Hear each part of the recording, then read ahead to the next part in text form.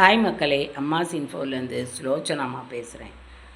இப்போது இடும்பன் மாண்டவுடன் இடும்பி முருகனை போற்றி தனக்கு மாங்கல்ய பாக்கியம் தரும்படி வேண்டுகிறான்.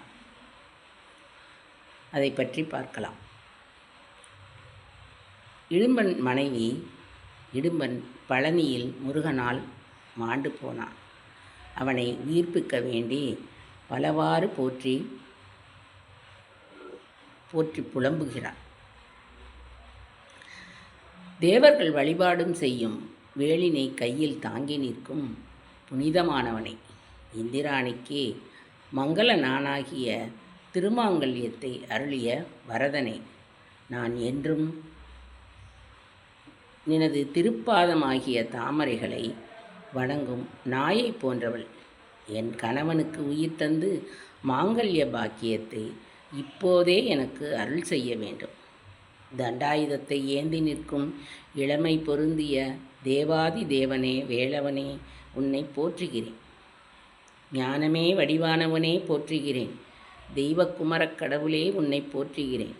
சிவனாரின் பாலகனே போற்றுகிறேன். ஞானத்தை அருளும் பண்டிதனே போற்றுகிறேன். ஞானத்தின் சீலமுடையவனே போற்றுகிறேன். தேவர்களுக்கெல்லாம் தேவனான தேவாதி தேவனே, உன்னை பலகாலம் போற்றுகிறேன் என்று பழனியில் முருகப்பெருமானால் மாண்டு போன இடும்பனின்